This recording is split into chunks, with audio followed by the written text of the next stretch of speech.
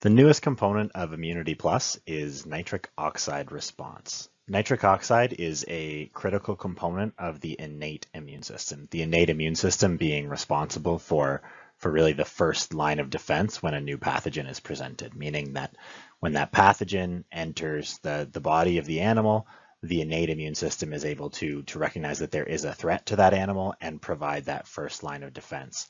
Nitric oxide itself has been shown to be what's called cytotoxic, meaning that the nitric oxide that's released by the cells when they recognize a threat is able to kill off that pathogen by itself. And when the pathogen challenge is small enough, the nitric oxide response is really able to functionally end that threat on its own.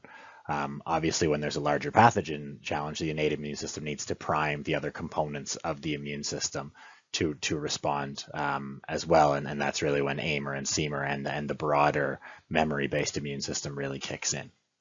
Nitric oxide has been shown in a number of studies in humans to have a lot of other interesting effects, and we're still doing a lot of research in the dairy space on some things, but it's been shown to help control tumors and autoimmune processes, among other things. And luckily for us here at Semex, we have an agreement with the University of Guelph to use their patent pending method to measure nitric oxide response in vitro, and on top of that, it's very, very heritable because it's a very simple biological pathway. So there's not a lot of not a lot of genes that control it. There's a fair amount of genetic variation in that response, but not a lot of genes controlling it. Meaning that with a very simple test, we can really identify the range in nitric oxide production of animals. And the really nice thing we've seen in our data is that there is a really strong association with disease, especially in animals who don't produce nitric oxide readily, who don't produce it very well.